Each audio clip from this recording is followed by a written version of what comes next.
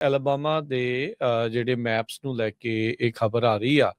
Federal court ਦੇ ਦੁਆਰਾ ਜਿਹੜਾ ਨਵਾਂ ਰਿਪਬਲਿਕਨ ਫ੍ਰੈਂਡਲੀ ਵੋਟਿੰਗ ਮੈਪ ਐਲਬਾਮਾ ਦੇ ਵਿੱਚ ਅਪਰੂਵ ਹੋਇਆ ਸੀਗਾ, ਉਸ ਨੂੰ ਉਹਨਾਂ ਨੇ ਬਲੌਕ ਕਰ ਦਿੱਤਾ ਆ।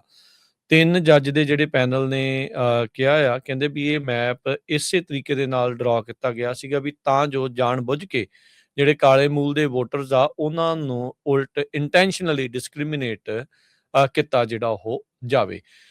ਜਿਹੜਾ ਰਿਪਬਲਿਕਨ ਫ੍ਰੈਂਡਲੀ ਕਾਂਗਰੈਸ਼ਨਲ ਮੈਪ ਆ 2026 ਮਿਡ ਟਰਮ ਇਲੈਕਸ਼ਨਸ ਦੇ ਲਈ ਜਿਹੜਾ ਉਹਨਾਂ ਨੇ ਵਰਤਿਆ ਜਿਹੜਾ ਉਹ ਜਾਣਾ ਸੀਗਾ, ਪਰ ਇਹ 3 ਜੱਜ ਦੇ ਜਿਹੜੇ ਫੈਡਰਲ ਪੈਨਲ ਆ, ਉਹਨਾਂ ਨੇ ਐਲਬਾਮਾ ਨੂੰ ਇਹ ਨਵੇਂ ਮੈਪ ਵਰਤਣ ਤੋਂ ਰੋਕ ਦਿੱਤਾ ਆ।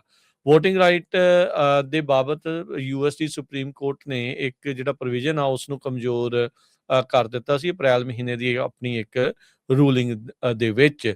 ਇਸ ਤੋਂ ਬਾਅਦ ਦੇ ਵਿੱਚ ਐਲਾਬਾਮਾ ਨੇ ਕੋਸ਼ਿਸ਼ ਕੀਤੀ ਸੀ ਇਹ 2023 ਦਾ ਬਣਾਇਆ ਹੋਇਆ ਉਹ ਮੈਪ, ਜਿਸ ਦੇ ਵਿੱਚ ਕਾਲੇ ਮੂਲ ਦੇ ਵੋਟਰਸ ਨੂੰ ਇੱਕ ਥਾਂ ਦੀ ਥਾਂ ਤੇ 3 ਵੱਖ-ਵੱਖ ਥਾਵਾਂ ਦੇ ਵਿੱਚ ਵੰਡ ਕੇ 2 ਥਾਵਾਂ ਦੇ ਵਿੱਚ ਜਿਹੜਾ ਉਹ ਵੰਡ ਕੇ ਕਿਸੇ ਪਾਸੇ ਵੀ ਮੈਜੋਰਟੀ ਨਾ ਜਿਹੜੀ ਉਹ ਰਵੇ।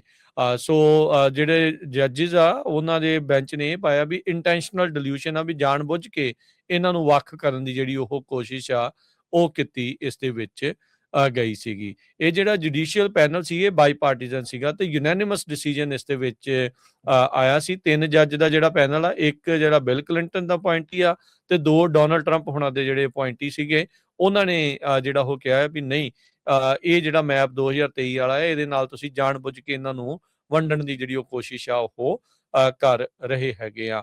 ਐਲਬਾਮਾ ਨੇ ਇਹ ਜਿਹੜਾ ਮੈਪ ਆ ਰਿਪਬਲਿਕਨ ਲੈਡ ਐਫਰਟਸ ਜਿਹੜੇ ਸਦਰਨ ਸਟੇਟਸ ਦੇ ਵਿੱਚ ਟੈਨੇਸੀ, ਲੂਜ਼ੀਆਨਾ, ਸਾਊਥ ਕੈਰੋਲੀਨਾ ਦੇ ਵਿੱਚ ਜੋ ਚੱਲ ਰਹੀਆਂ ਸੀਗੀਆਂ, ਵੀ ਜਿਹੜੀ ਕੋਈ ਇੱਕ ਅੱਧੀ ਵੀ ਡੈਮੋਕ੍ਰੇਟ ਸੀਟ ਹੈਗੀ ਆ ਵੀ ਉਸ ਨੂੰ ਉਹਨਾਂ ਦੇ ਹੱਥੋਂ ਖੋਹ ਕੇ ਆਪਣੀ ਝੋਲੀ ਦੇ ਵਿੱਚ ਪਾਇਆ ਜਾਵੇ।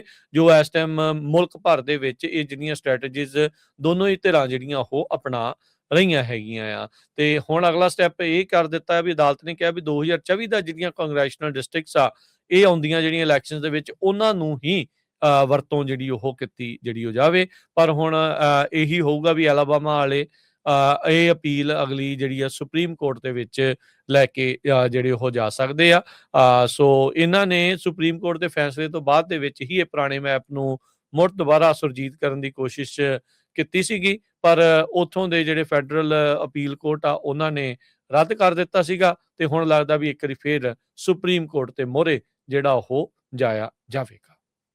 ਜੀ ਬਿਲਕੁਲ। ਇਹ ਹੁਣ ਬਹੁਤ ਸਟੇਟਾਂ ਦੇ ਵਿੱਚ ਜਿਹੜਾ ਰੌਲਾ ਪੈ ਰਿਹਾ ਹੈਗਾ ਆ, ਜਿਹੜੇ ਮੈਪਸ ਚੇਂਜ ਹੋਏ ਆ ਉਹਨਾਂ ਨੂੰ ਲੈ ਕੇ। ਕਈ ਜਗ੍ਹਾ ਤਾਂ ਬਿਨਾਂ ਵੋਟਾਂ ਤੋਂ ਹੀ ਹੋ ਗਿਆ ਕਈ ਸਟੇਟਾਂ 'ਚ, ਤੇ ਉੱਥੇ ਕੋਈ ਰੌਲਾ ਨਹੀਂ ਪੈ ਰਿਹਾ। ਜਿੱਥੇ ਵੋਟਾਂ ਨਾ ਹੋਏ ਆ ਉੱਥੇ ਜਿਹੜਾ ਆ ਉਹ ਕਾਫੀ ਰੌਲਾ ਪਾ ਰਿਹਾ ਹੈ। ਉੱਥੇ ਅਦਾਲਤਾਂ ਨੇ ਰੋਕ ਦਿੱਤਾ ਹੈ। ਜੀ।